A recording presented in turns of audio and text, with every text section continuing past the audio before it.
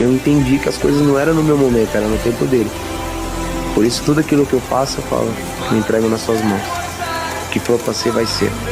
Independente se eu perco, se eu venho, se dá certo, se não dá certo, a gente se abraça, dobra o nosso joelho, agradece a Deus.